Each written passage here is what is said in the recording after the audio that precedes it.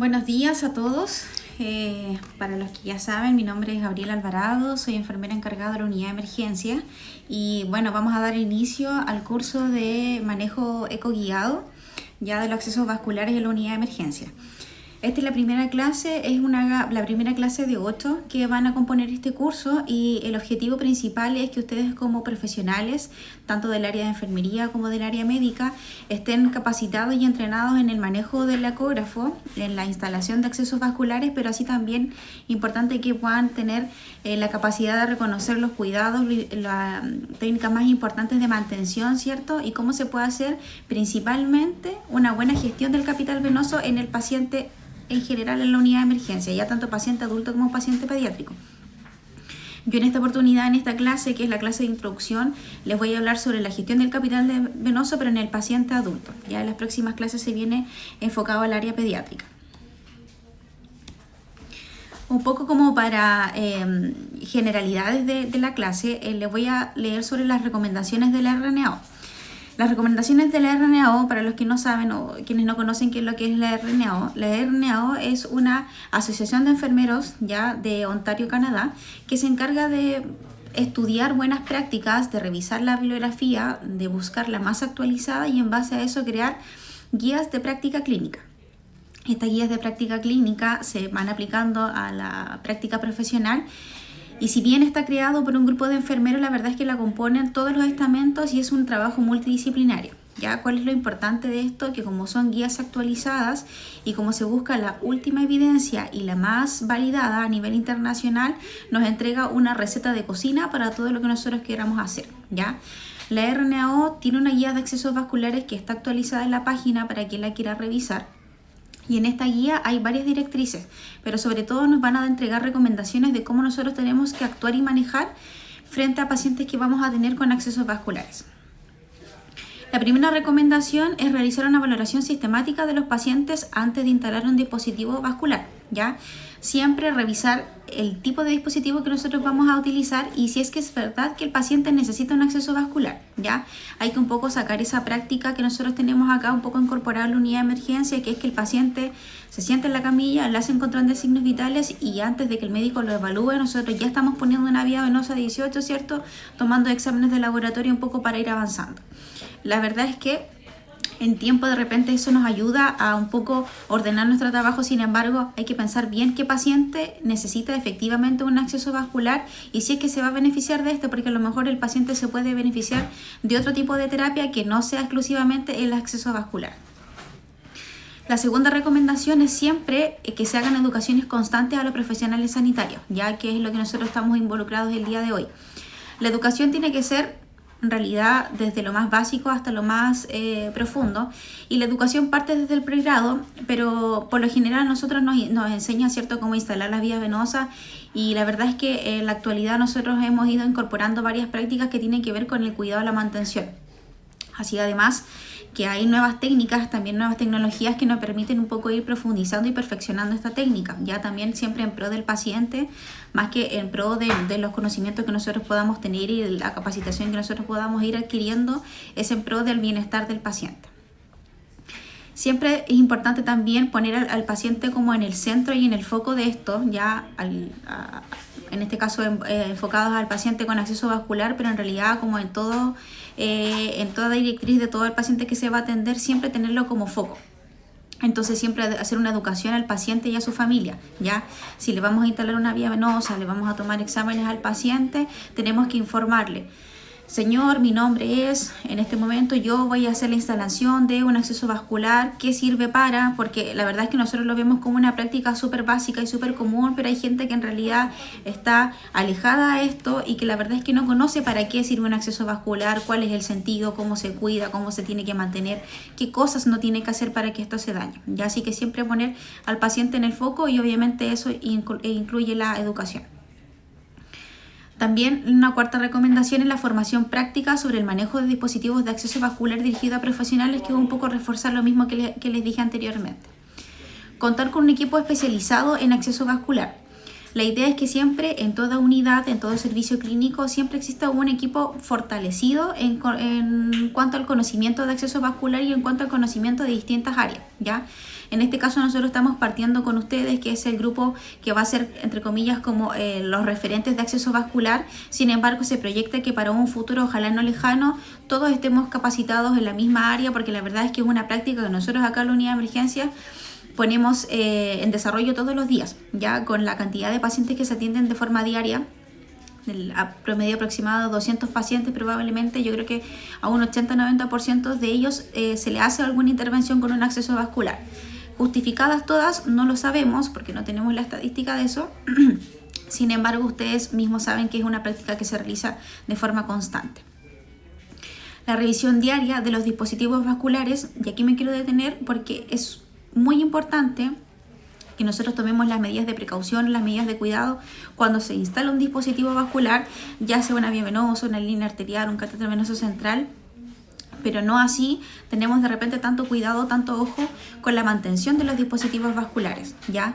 Entonces, al menos 2 veces en el turno nosotros tenemos que mirarle la vía venosa a nuestro paciente, ver si es que el dispositivo de apósito transparente está bien puesto, si es que el paciente le duele, le molesta, tiene por ejemplo, daño en la piel asociado, el paciente está haciendo un eritema, estará cursando con una flebitis, le estoy pasando el suero que corresponde a la velocidad que corresponde, el medicamento que le estoy administrando tiene una buena dilución, el colega que me entregó el acceso vascular lo revisó antes de entregármelo. Todas esas cosas son importantes, ¿ya?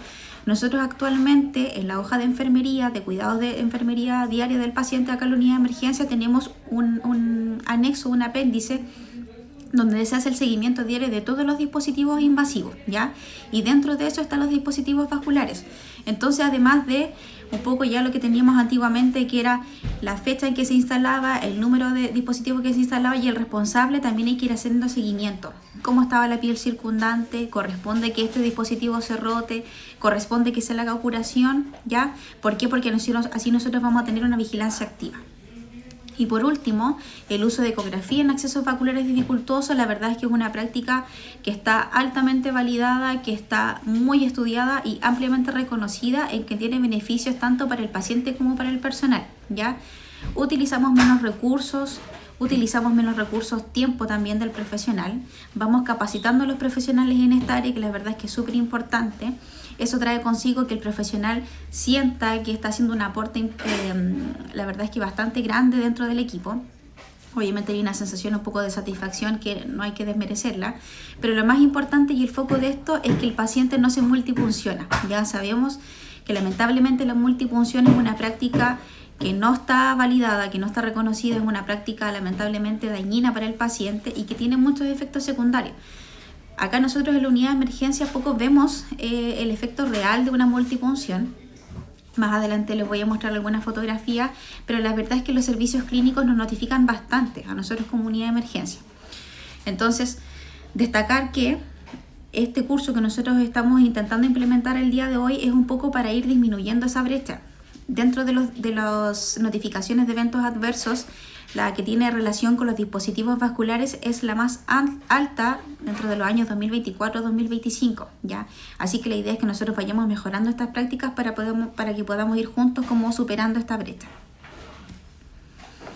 Dicho esto, nos vamos a ir de lleno a lo que son los accesos vasculares. Como generalidad es cierto, sabemos que el capital venoso, que es lo que nos enseñan en el pregrado, el conjunto de todos los vasos del sistema circulatorio, ya los vasos que pueden ser tanto a nivel central como periférico. Sabemos que a nivel central son todos los vasos que probablemente van a ser de intervención médica, que son todas las venas que tienen que ver con el cuello, tórax, abdomen, incluyendo las venas subclavia y la femoral, ¿ya? Por lo general, estos son utilizados para la instalación de catéter venoso central, catéter de hemodiálisis, líneas arteriales de repente cuando son utilizadas en contextos de emergencia. Y el capital venoso periférico habla de todo el resto, ¿cierto?, de las vías venosas, que son las venas distales de extremidades superiores o inferiores. Aquí hay una pequeña imagen donde en realidad se ve como la anatomía del paciente, que también es súper importante que nosotros las conozcamos, ¿ya? Saber dónde está ubicada cada zona anatómica del capital venoso y saber de cuál forma nosotros podemos intervenir, cuál tiene más o menos calibre, para que nosotros podamos ir conociendo la anatomía general, pero también aplicada al paciente en particular. Cuando nosotros ya sabemos, ¿cierto?, que el paciente se beneficia de un acceso vascular, se nos indicó una terapia, ya sea exámenes o administración de medicamentos, ya le explicamos al paciente cuál es el beneficio y el porqué de esto, nosotros tenemos que hacer la selección del sitio de inserción de la vía venosa periférica, ¿ya? En particular, nosotros hoy día en esta clase vamos a hablar de acceso venoso periférico, así que para que tengan en consideración que todo va a ir apuntado a eso. Cuando nosotros vamos a instalar una vía venosa periférica, siempre preferentemente hay que utilizar las venas más distales, ¿ya? Nos enseñan también desde la universidad que mientras más distal se ponga el acceso venoso, nosotros vamos a ir evitando daños colaterales, porque de repente si ponemos una vía venosa en el antebrazo o en el pliegue, nosotros probablemente podemos transfixiar este acceso venoso, podemos dañar las colaterales, ¿cierto? Podemos dañar la circulación completa desde ahí hacia abajo, así que siempre hay que ir de distal hacia más central, ¿ya? Evitar siempre el uso de acceso en extremidades distales, ya que en realidad hace relación esto a las extremidades inferiores, de que la circulación sabemos que es mucho menor, ¿cierto? Y por la zona en la que se ubican, tiene mucho más riesgo de flebitis y de trombosis. Por lo general, cuando un paciente está acostado en una cama, las piernas están con poca movilidad, ¿ya? Entonces eso provoca que la circulación se estanque y eso tiene alto riesgo de trombosis. Sabemos nosotros acá que todo paciente en contexto de unidad de urgencia, ¿cierto?, un paciente agudo, en su fase aguda, ya sea de la especialidad que el paciente se encuentre, tiene poca movilidad, ¿ya?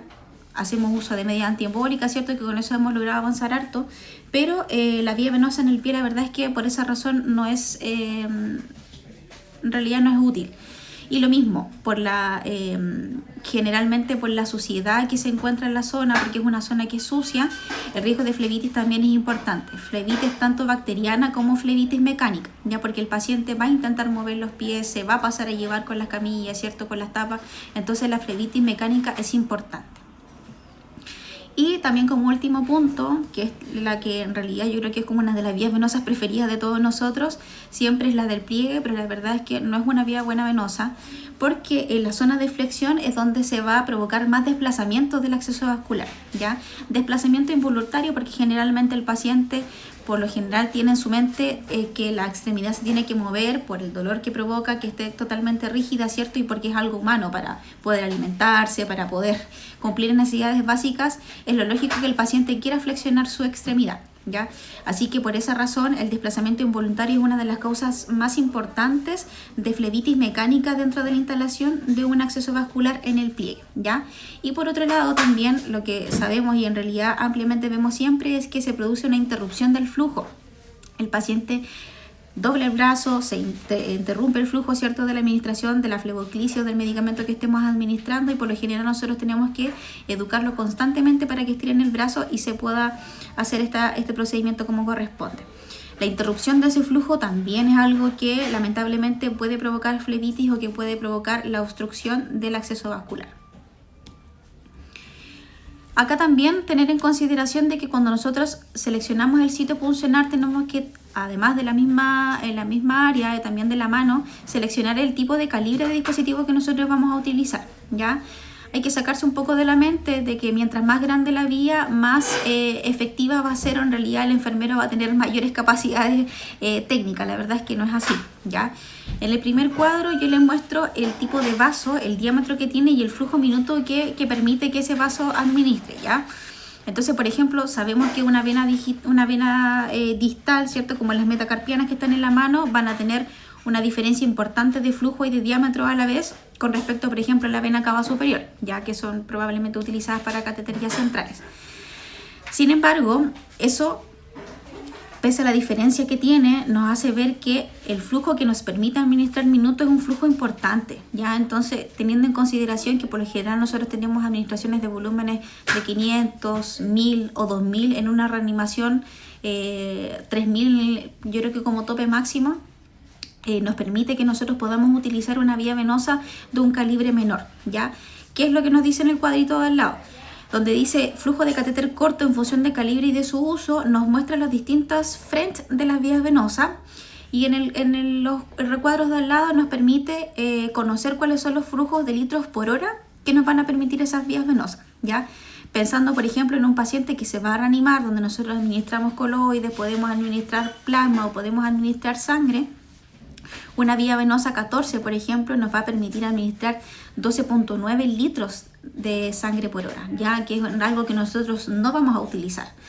En el mismo caso, la vía 16, por ejemplo, nos permite administrar 10 litros por hora y probablemente nosotros en una hora casi siempre administramos, no sé, 2 litros como máximo, 3 en una reanimación que sea muy excesiva, pero la verdad es que es algo que nunca o en pocos casos se va a dar, ¿ya?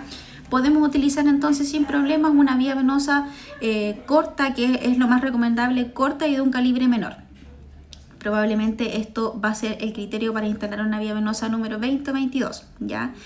Sabemos que pese a eso, pese a estas recomendaciones internacionales, localmente nosotros tenemos algunos impedimentos como son el uso de dispositivos de grueso calibre con llave de 3 pasos para la administración de medios de contraste, ¿ya?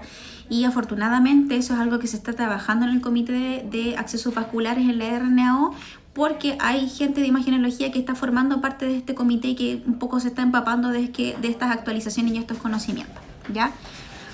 Otra cosa importante a tener en consideración, que ya sabemos, ¿cierto?, que una vía venosa de un calibre intermedio nos permite administración de un volumen importante.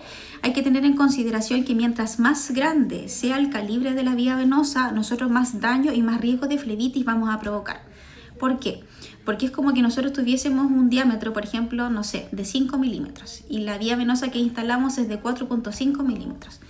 El espacio que hay entre la pared del acceso del vaso, ¿cierto?, y el dispositivo médico que vamos a instalar va a ser muy poco. Siempre van a estar muy pegadas entre una y otra, ¿ya? Y eso, el contacto puede provocar flebitis mecánica importante, ¿ya?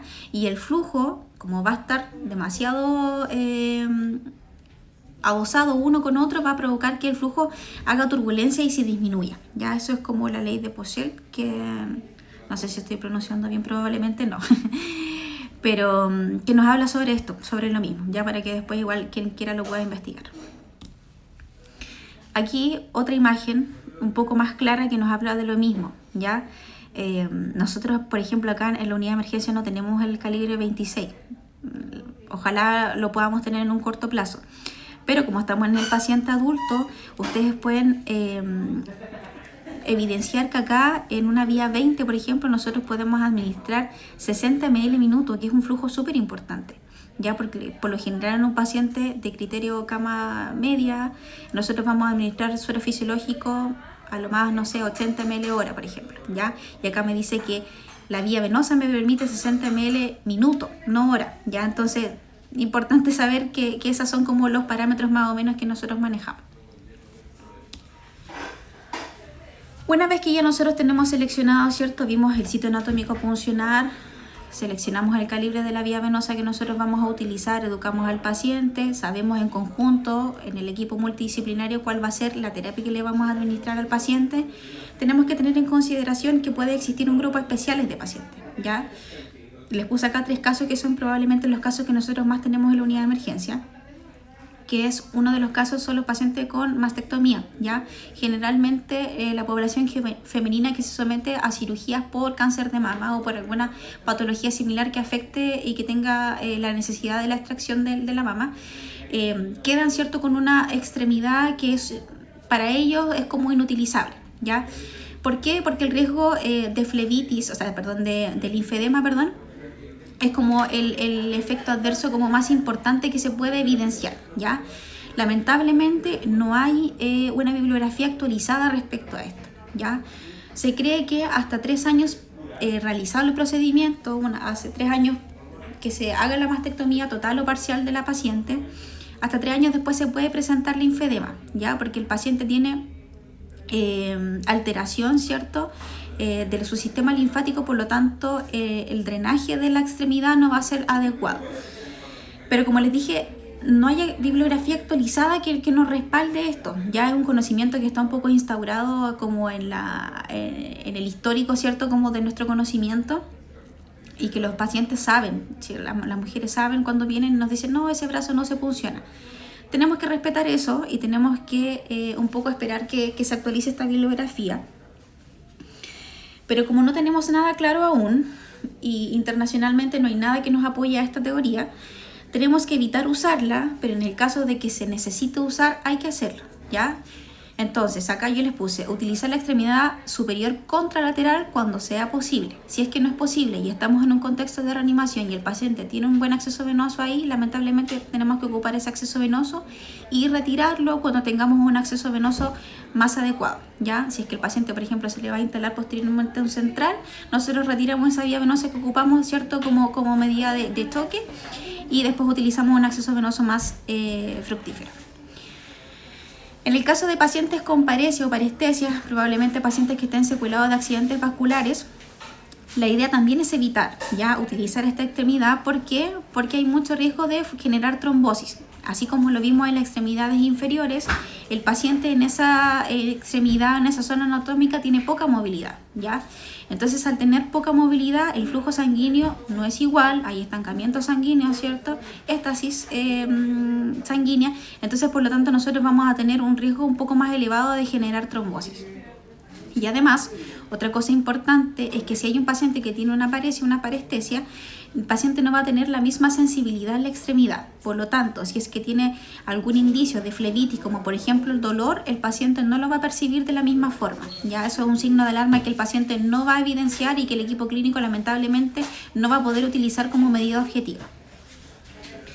En el caso de los adultos mayores también, nosotros amplio número de pacientes adultos mayores dentro de la atención de la unidad de emergencia, siempre hay que ser muy cuidadosos con su capital venoso, porque es un capital venoso que ya está desgastado, es un capital venoso que probablemente tiene alteraciones que tienen relación con uso de anticoagulantes, pacientes que ya están con aterosclerosis, entonces va a estar dañado de por sí, ¿ya? Ser cuidadosos, utilizar torniquetes suaves, la idea, no sé, utilizar el torniquete, por ejemplo, sobre la ropa del paciente para que el paciente no tenga un daño excesivo. Les voy a mostrar una fotografía un poco más adelante de una extremidad que se vio lamentablemente bien dañada, no en razón de esto, pero sí un poco potenciada por esto. Utilizar siempre el menor calibre posible.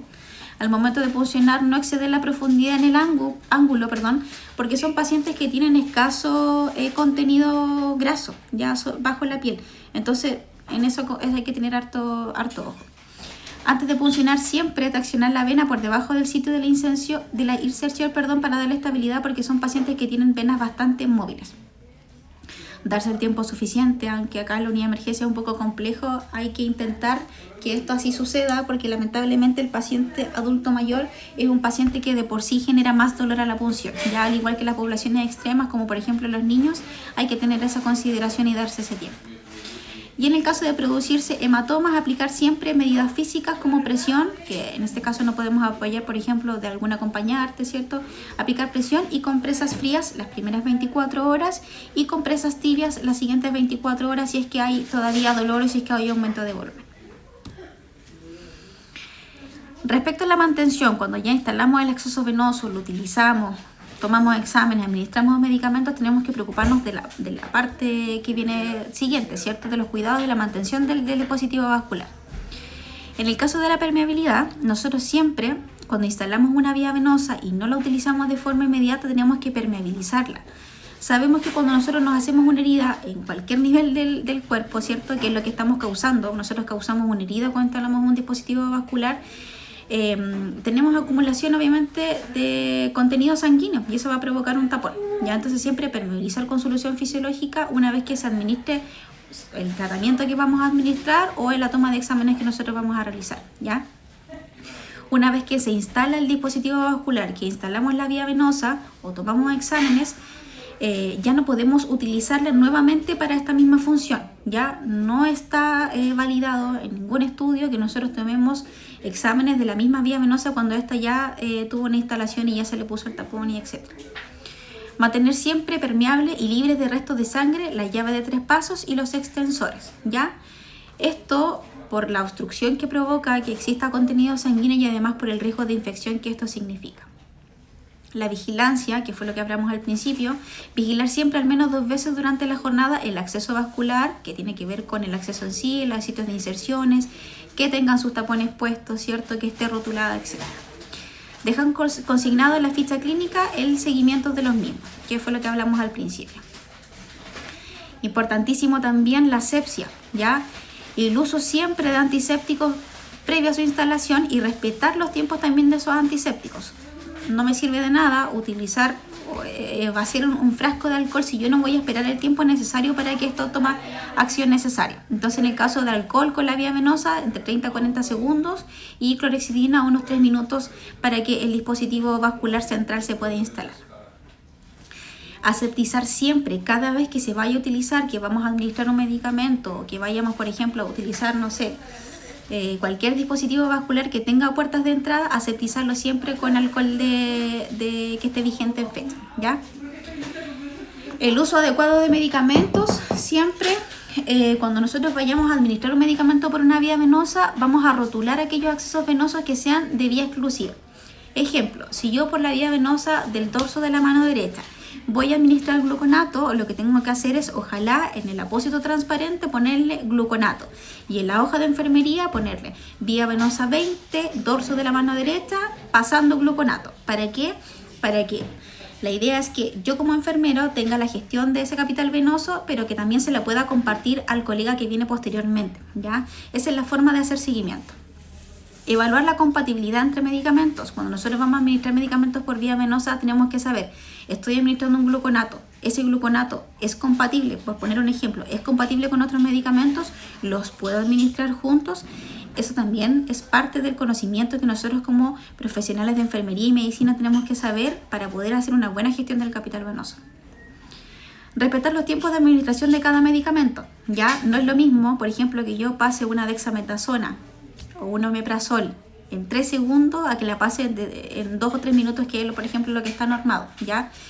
El disminuir los tiempos de la administración de los medicamentos también es una causa importante de flebitis química, ¿ya?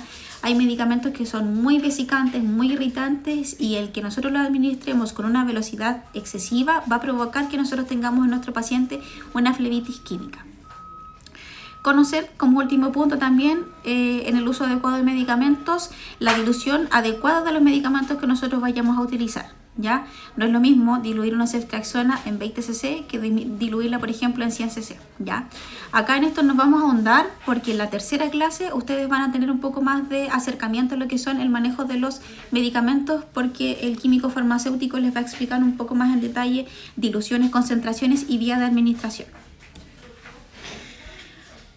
Una vez que ya tenemos instalado, ¿cierto? Y tenemos nuestro dispositivo vascular protegido, tenemos que fijarnos que esta protección sea la adecuada, ¿ya? ¿Cómo vamos a proteger los dispositivos vasculares? Siempre utilizando apósitos transparentes, ¿ya? Los apósitos transparentes idealmente que sean de una marca que esté validada, ¿cierto? Nosotros acá en el hospital de Coquimbo afortunadamente tenemos buena experiencia con la compra de los dispositivos transparentes. Porque la verdad es que la mayoría de las veces siempre hay. Ya en el caso de no haber, nosotros sabemos que tenemos que utilizar una gasa con una tela adhesiva, pero la verdad es que es ojalá la última medida que nosotros tomemos. Siempre dejar visible el sitio de inserción. Si el paciente presenta una hemorragia, que esto probablemente va a pasar cuando se instalan líneas arteriales o cuando se instala un catéter venoso central, en vez de poner el apósito transparente, lo podemos cambiar por una gasa, pero esto va a ser de forma momentánea, ¿ya? ¿Por qué? Porque instalamos la línea arterial o el catéter venoso central, se nos genera una hemorragia, no para de sangrar, tenemos que constantemente cambiar el Tegaderm, y el que constantemente tengamos que hacer ese cambio también tiene alto riesgo de infección porque estamos manipulando la zona constantemente, ¿ya? Entonces ponemos una gasa por unas 2-3 horas, esperamos que ese sangrado pare y después de eso hacemos una buena limpieza y ponemos el dispositivo de apósito transparente. Cambiar siempre, ¿cierto? Los apósitos transparentes cuando estén visiblemente sucios, y cambiar cada 7 días en el caso de que sea un apósito transparente y cada 24 horas en el caso de que no tengamos esto y estemos utilizando gasa con tela adhesiva.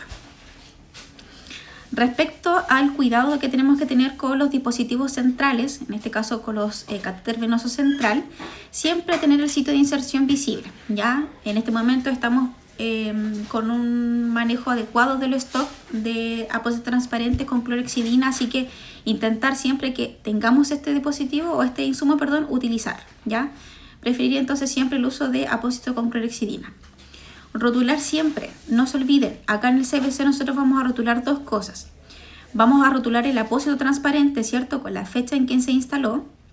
Y idealmente también en la ficha de enfermería rotular la fecha en que se hizo la curación o el cambio. Ya nosotros acá en la unidad de emergencia poco vamos a hacer esto porque la verdad es que el paciente suele subir antes de que necesite un cambio a algún servicio clínico, pero siempre igual tenerlo en consideración. Con respecto a las ramas, nosotros tenemos que mantenerlas clampeadas en caso de que no las estemos usando, ya, porque el que esté constantemente existiendo un flujo hacia el exterior significa que nosotros tenemos más riesgo de infección. Cuidar siempre el uso de llave de 3 vías y que las bajadas, además de la llave de 3 vías, sean acorde al medicamento administrado, ¿ya? Nosotros, por ejemplo, acá hemos tenido algunos problemas con la llave de 3 pasos, porque algunas llaves de 3 pasos que tenemos acá no son compatibles con lípidos, ¿ya? Principalmente en el manejo que tenemos acá de medicamentos, nuestro stock no son compatibles con el Propofol, por ejemplo. Entonces, en ese caso, siempre verificar en el paquete de la llave de 3 pasos que diga compatible con lípidos. Y lo mismo con, por ejemplo, las bajadas. Ya las bajadas transparentes no son compatibles, por ejemplo, con la nitroglicerina. Entonces, sabiendo y teniendo como en consideración estas cosas, nosotros podemos hacer un buen manejo de los medicamentos y que el paciente tenga una buena respuesta en la terapia. De repente, por cosas tan simples, el paciente puede responder de mejor forma a una terapia que a lo mejor no está siendo efectiva. La curación del CBC de las ramas se hace cada 24 horas. Por lo tanto, como les dije al principio, vamos a rotular el sitio de inserción y además vamos a rotular las ramas cubiertas con un apósito cubierto con un apósito, ¿cierto? O con una gasa estéril, y esa se debe rotular con la fecha y la hora en que se hizo la curación, ya, para que el colega sepa que 24 horas después tiene que hacer la curación de la misma forma. ¿Cómo se hace esta curación? Se realiza con apósitos, con gasa, ¿cierto? Y con alcohol al 70% desde la zona más proximal hacia la más distal, ya desde lo más limpio hacia lo más sucio. Una vez realizada la curación, se vuelve a cubrir con esta gasa y se rotula con la fecha. El manejo del acceso vascular central es un manejo de técnica aséptica igual que la línea arterial. Ya no es estéril, pero sí requiere que obviamente nosotros realizamos medidas de asepsia como lavado de manos siempre antes de tocar el dispositivo y además la postura de los guantes. Cosa importante también que nosotros acá lamentablemente estamos realizando de mala forma y hay que cambiar esa práctica, es que nunca jamás tenemos que reutilizar las mismas preparaciones que utilizamos previamente en la vía periférica para utilizarla en la vía central, ¿ya? Cuando el paciente está con vías venosas periféricas y el médico le instala un catéter venoso central, nosotros tenemos que utilizar nuevas preparaciones, nuevas bajadas, nuevos medicamentos y botar los anteriores. Esto, además de evitar obviamente las infecciones que podemos provocar, nos asegura que la terapia que está recibiendo el paciente medicamentosa va a ser efectiva y nunca se va a ver interrumpida, ¿ya? Nos ha pasado acá en la unidad de emergencias que hemos tenido, por ejemplo, se hace el traslape de vía venosa periférica a vía venosa central, por ejemplo, de una noradrenalina, un paciente que está demasiado dependiente de las drogas, y en el transcurso del traspaso, que puede ser lo más rápido posible, no sé, máximo 2-3 minutos, el paciente puede llegar a hacer un ritmo letal por esta falta del paso activo, ¿ya? Entonces tenemos dos funciones: una, evitamos las infecciones, y otra, evitamos alguna complicación grave del paciente. Respecto a la línea arterial, siempre cobertura con apósito transparente tradicional. No se justifica la verdad el uso de clorexidina, porque el uso de apósito con clorexidina, porque la tasa de infección de la línea arterial es baja, ¿ya?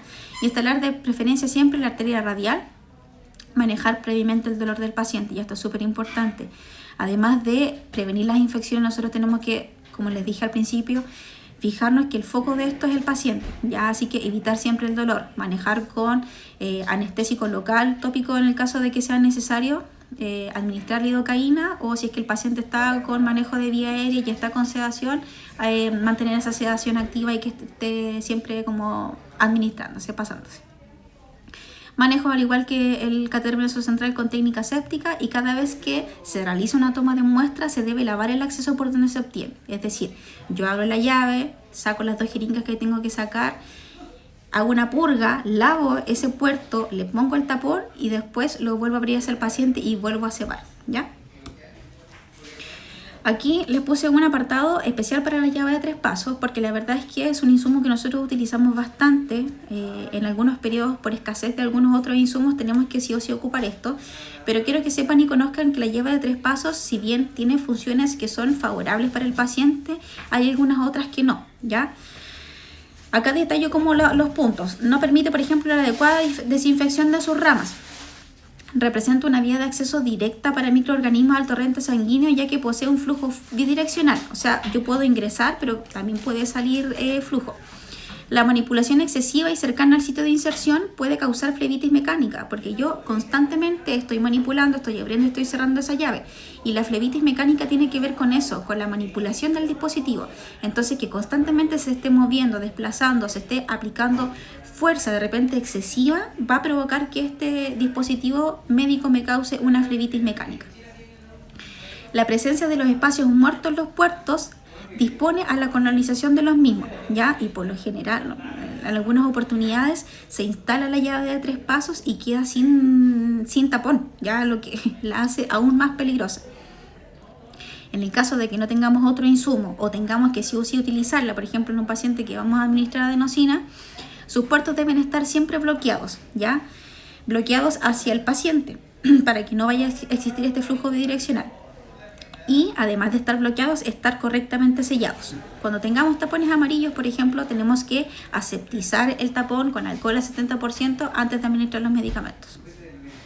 Y por último, cuando no exista esta alternativa y tengamos los extensores, que también tienen llave de 3 pasos, estos extensores van a ser un poco más beneficiosos. ¿Por qué? Porque la distancia a la que está la llave de 3 pasos respecto al sitio de inserción es mucho mayor, ¿ya? Por lo tanto, el riesgo de flebitis mecánica, es mucho menor con respecto al que esté directamente instalado en el dispositivo vascular.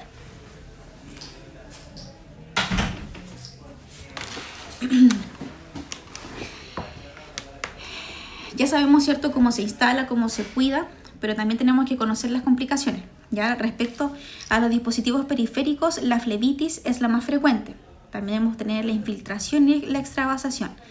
Respecto a los centrales, podemos tener oclusión, rotura, extravasación, tromboembolismo, perforación de pasos, neumotórax, arritmias en el caso de que la instalación sea un poco cruenta, embolia gaseosa y estenosis de la vena central, ¿ya? Afortunadamente la tasa de complicaciones que nosotros tenemos a nivel central en la unidad de emergencia es muy baja, ¿ya? Pero sí, de los periféricos es alta y la flebitis es la más frecuente. Acá en esta foto les muestro un registro que tuvimos hace muy poco tiempo de una paciente en el que aparentemente se hizo una multipunción. Una paciente que tenía una plaquetopenia importante se multipuncionó y además de eso, mala práctica también que tenemos un poco arraigada, es que se le deja el mango de presión puesto en un paciente con un contexto de reanimación donde el monitor está programado para que se tome la presión probablemente cada 10-15 minutos. La presión excesiva que eso genera en un brazo dañado, multipuncionado y además con factores intrínsecos de la paciente como en una plaquetopenia van a provocar daños importantes. Acá podemos ver, por ejemplo, un hematoma de gran extensión que la paciente manifiesta o se evidencia con mucho dolor, inflamación de la zona, de muy difícil manejo y que eventualmente, si es que no se maneja a tiempo, esto puede provocar daños importantes en la extremidad del paciente. Y así que tener harto vigilancia, harto ojo con estos eventos y reportarlos a tiempo cuando sea necesario. O sea, notificación sí o sí tiene que quedar hecha por el profesional que lo pesquisa. Como ya sabemos, ¿cierto?, que la complicación más importante es la flebitis. Quiero que entiendan que la flebitis no solamente es la infección de la zona, ¿ya? Puede ser que tengamos una flebitis bacteriana, pero la flebitis hace referencia a la inflamación, ¿ya? A la inflamación de la pared debido a la alteración del endotelio, que es la capa que recubre, causando un traslado de las plaquetas hacia la zona lesionada y lo que produce liberación de histamina y aumento del flujo sanguíneo por vasodilatación, ¿ya? Es una definición que saqué de Bicon, que es una página que está bien actualizada y que tiene mucho contenido por si después la quieren revisar respecto a los accesos vasculares. ¿Cuáles son entonces las recomendaciones para evitar la flebitis? Ya vimos varias anteriormente, pero aquí hacemos un compilado o un bundle de recomendaciones que nos van a servir para esto. La elección del catéter, ya utilizar siempre el más pequeño y ojalá el más corto posible. Utilizar las zonas de inserción en extremidades superiores evitando la zona cercana a la articulación, porque ya sabemos que causa flebitis mecánica. Adecuada higiene de manos al dispositivo al instalarlo o al manipularlo. Asepsia de la piel con alcohol al 70% o clorhexidina y esperar los tiempos que se recomiendan. La fijación adecuada también para evitar flebitis mecánica. No es lo mismo que yo fije una vía venosa en un paciente que está diaforético, donde se va a salir el apósito transparente, a que yo haga una buena fijación y esa vía venosa quede bien fija, bien puesta en el sitio anatómico y que no se me va a desplazar. Retirar los accesos venosos que no son necesarios. Ya cuando nosotros tengamos un paciente con 4 o 5 vías venosas y estemos utilizando 2 y además el paciente tenga un acceso venoso central, retiremos los que no sean necesarios. ¿Ya? ¿Cuál es la recomendación? Un poco como para darle consenso a esto, es que se retiren los accesos venosos que tengan más de 24 horas sin uso o los que estén instalados en contexto de dudosa antisepsia, ¿ya? Sin desmerecer las labores que tienen nuestros colegas de la atención prehospitalaria, probablemente la instalación de una vía venosa en un domicilio no tiene las medidas necesarias para cumplir con la asepsia, ¿ya? Entonces, en el caso de que la vía venosa del SAMU no esté siendo utilizada, nosotros la retiramos y hacemos una curación ahí como corresponde. Y los usos de dispositivos libres de cuja, que son los conocidos tapones antirreflujos. Lamentablemente no siempre tenemos en el hospital, pero en el caso de que los tengamos hay que preferirlos. Acá al lado les muestro una escala porque tenemos distintos tipos de flebitis, ¿ya? Hay flebitis que solamente se presentan con dolor, ¿ya? No hay ningún tipo de evidencia. De repente el paciente les puede informar que le duele la extremidad, que le duele el sitio de inserción, nosotros vamos a revisarlo y el paciente no tiene nada, no hay coloración, no está eritematoso, ¿cierto? No tiene inflamación, pero es porque el paciente está recién iniciando a hacer una flebitis. Ya esta escala se llama flebitis según la escala de Maddox, que fue creada en el 77 por un químico farmacéutico. Y nos habla desde el 0 hasta el 5, que es la máxima signo de flebitis, cuando ya nosotros en la escala 5 tenemos un cordón venoso, tenemos dolor, eritema, inflamación y compromiso importante a nivel de toda la extremidad, ¿ya? Se dice que desde el nivel 2 hasta el nivel 5 ya hay indicación de retirar el catéter, porque ya está instaurada la flebitis. Ya solamente en el punto 1 nosotros vamos a mantener el catéter y observar. Probablemente a lo mejor ahí podemos tomar medidas un poco más menores, como hacer una limpieza, curación, cambiar el apósito, etcétera, permeabilizar en caso de que sea necesario. Pero ya desde el 2 hacia abajo, retirar el catéter. La infiltración y la extravasación, que son otras de las complicaciones en menor cantidad, pero sí se presentan, que hay que diferenciarlo. Nosotros tenemos el concepto de extravasación cuando se extravasa, por ejemplo, un suero, y no es así. La infiltración es cuando se administra accidentalmente una solución no vesicante, ya como un suero fisiológico, por ejemplo. Y la extravasación es la infiltración accidental, pero de un medicamento que sí es vesicante, ya que causa dolor, que causa eritema, que causa un enrojecimiento importante, donde está el sitio de inserción y probablemente la extensión completa de la extremidad, ¿ya? Y esto lo tenemos, por ejemplo, en medicamentos como los medios de contraste, que es la más común. Acá un poco más de lo mismo, ¿cierto? Recomendaciones para el cuidado de dispositivos de acceso vascular: elegir bien el catéter, hacer un buen lavado de manos, preparación de la piel con el antiséptico, mantener asépticos los dispositivos externos como las ramas de los catéteres o la vía de 3 pasos, y retirar los catéteres que sean innecesarios. Instalamos las vías venosas, hacemos una buena gestión del capital venoso, las cuidamos, ¿cierto? Pero tenemos un grupo de pacientes no menor, que son los pacientes de difícil acceso venoso, ¿ya? Conocidos también como los pacientes DIVA. DIVA hace relación a una sigla en inglés que se resume como pacientes con difícil acceso venoso, ¿ya? Y este es un score. Es un score ampliamente validado. Ya se hizo un metaanálisis de aproximadamente 40.000 pacientes en los que se aplicó y se validó esta escala. La escala DIVA se inició probablemente en la población pediátrica y después se hizo un DIVA modificado, que es el que les estoy mostrando en esta imagen, para los pacientes adultos, ¿ya? Se define como paciente de difícil acceso todo paciente que requiera más de 3 punciones o que el procedimiento tarde 30 minutos. Entonces, cuando nosotros veamos que nos enfrentamos a un paciente como esto, nosotros tenemos que saber que ya es un paciente DIVA, un paciente de difícil acceso. ¿Qué nos mide la escala de DIVA? Nos mide 3 puntos, ¿ya?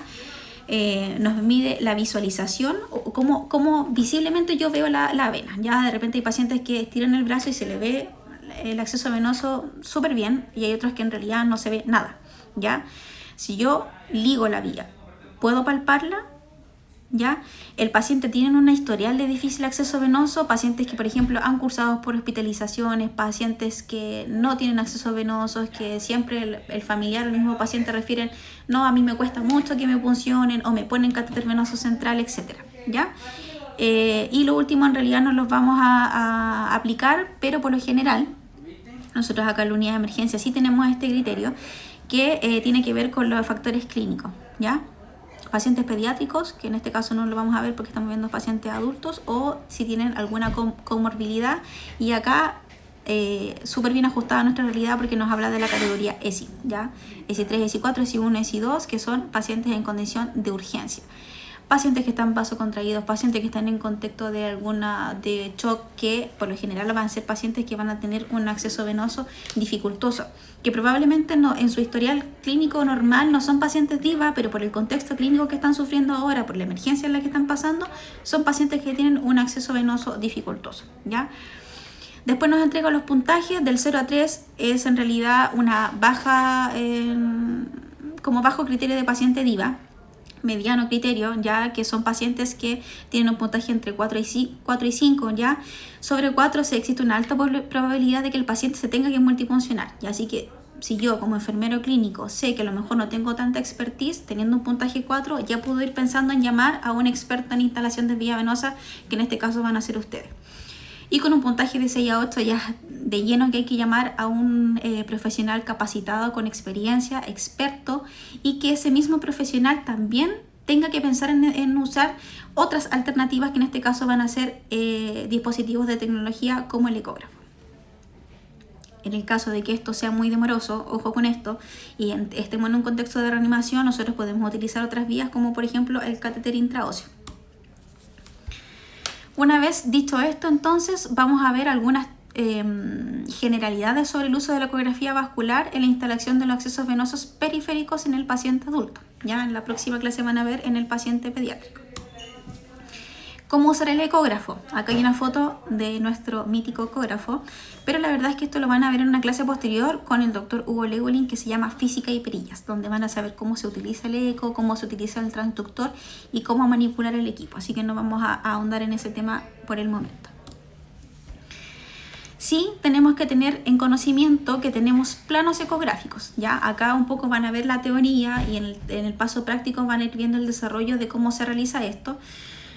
Pero hay técnicas importantes y hay conocimientos que idealmente tienen que manejar desde el paso práctico. Ya existen dos planos. Está el plano transversal, que es este, y está el plano longitudinal. Con respecto al plano transversal, que es el que más nosotros utilizamos, es cuando ponemos el ecógrafo perpendicular al vaso. ¿Ya? Acá está la posición, como ustedes pueden ver en la imagen. Acá está el ecógrafo. Acá está el brazo del paciente y acá está la vía venosa que nosotros vamos a instalar, que probablemente siempre sea en un ángulo de 45, ¿ya? ¿Cómo se va a ver en la imagen? Se va a ver de esta forma, ya se van a ver los vasos redonditos. Cuando uno presiona, probablemente si el vaso es colapsable es una vena y si no es colapsable es una arteria, ya eso es como una de las cosas generales a saber. ¿Qué tiene de característico este plano transversal? Es que el haz del ultrasonido, en el que después van a ver más adelante cuál es el fundamento de esto, el haz del ultrasonido corta el vaso en sentido perpendicular. Entonces yo veo el vaso de esta forma, como redondita. Muestra una visión panorámica del vaso y de las estructuras adyacentes. ¿Por qué? Porque no solamente me muestra el vaso, sino que también me muestra las arterias, el tejido graso que está al lado y todos los otros tejidos que nosotros podemos evidenciar, no graso, perdón, venoso y arterial. Este plano no muestra el trayecto de la aguja, ya yo no voy a ver cómo la aguja ingresa en su totalidad, sino que voy a ver solamente el haz de la punta, y ahí eso se va a ver como una lucecita blanca, se va a ver como un haz blanco. Y es muy útil para el personal inexperto en el uso del ecógrafo. Les voy a mostrar por qué. Cuando yo voy a instalar una vía venosa bajo ecografía utilizando este plano, que es el plano transversal, hay una forma que nos puede ayudar mucho para las personas que somos aún inexpertas en esto, ¿ya?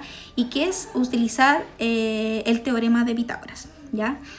El teorema de Pitágoras, ¿cierto?, nos dice que hay dos partes de un triángulo que sumadas nos dan una tercera parte. ¿Ya? En este caso nosotros vamos a tener que una primera parte de este triángulo, que va a ser la distancia entre la vía venosa y el ecógrafo, va a ser una parte del triángulo. Vía venosa, ecógrafo, este es el brazo del paciente, ¿ya? Va a ser la misma, va a tener la misma distancia que la distancia que hay entre el ecógrafo y el vaso sanguíneo, ¿ya? ¿Cómo yo mido esa distancia? Cuando uno acciona el ecógrafo, en la parte del costado nos da los centímetros, entonces, o los milímetros.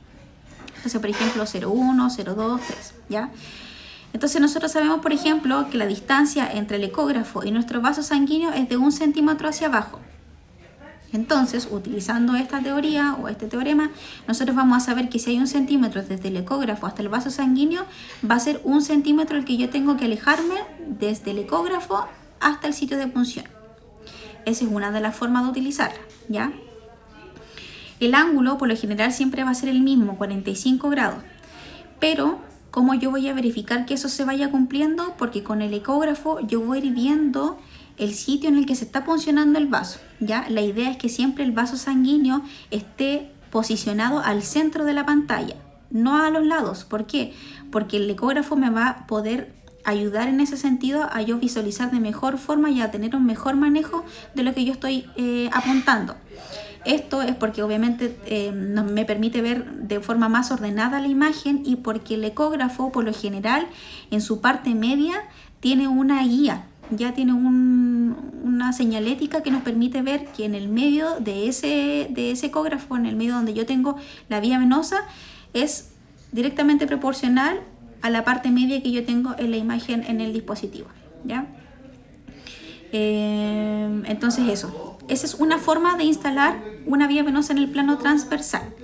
La otra forma es más difícil y la vamos a ver en el paso práctico, es que yo instalo la vía venosa de la misma forma en que se ve en la imagen de acá arriba. Acá ustedes, si se pueden fijar, no hay ninguna distancia. Yo la instalo justo directo bajo el ecógrafo donde tiene la señalética de la línea media, y cada vez que yo voy ingresando en la aguja me voy alejando con el ecógrafo. Avanzo la aguja, me alejo con el ecógrafo. Entonces, a medida que yo me voy alejando con el ecógrafo y voy insertando la vía venosa, tengo que ir viendo cómo avance el haz de luz, ya que en este caso es la punta de la bránula. Recomendaciones para la personal inexperto: utilizar esta forma. Si la otra forma se le hace más fácil, obviamente es bienvenido, es lo que ustedes tengan que evidenciar en el paso práctico que se le haga más fácil. Ya todo esto es práctica, así que hay que conocer la teoría, pero después obviamente ponerlo en práctica. El plano longitudinal, que es el segundo plano, que es un poco más difícil. Acá yo voy a instalar el ecógrafo lateral a la bránula, ¿ya? Entonces va a ir la bránula, pero por el costado del ecógrafo. ¿Cómo se obtiene este plano? Se obtiene fijando en el centro de la pantalla, primero el eje transversal, el que vimos anteriormente, lo fijo en el centro de la pantalla y luego de eso hago una rotación en 90 grados, ¿ya? ¿Para qué? Para que el transductor pase del plano transversal al longitudinal. Es como que le voy haciendo el caminito, le voy dando vuelta y se me va a ver el plano longitudinal, donde yo ahí sí voy a ver directamente la trayectoria completa de la aguja, ya como en esta imagen que está acá. Yo acá veo cómo está el vaso, ¿cierto?, longitudinal, y cómo va entrando la vía venosa y cómo se va viendo todo el trayecto. A diferencia del anterior, ¿cierto?, que solamente se veía un puntito, acá yo voy a ver todo el trayecto del vaso y también todo el trayecto de la vía venosa. ¿Es más difícil de obtener? Sí. ¿Por qué? Porque yo tengo que primero fijarlo en un plano y después cambiarlo al plano longitudinal. Por lo tanto, la expertise de quien lo está operando tiene que ser mayor, ¿ya? Porque con una mano tengo que estar moviendo el ecógrafo y con la otra tengo que estar instalando la vía venosa, ¿ya? Y como les dije al principio, la punción se realiza al costado del transductor. También tiene una señalética.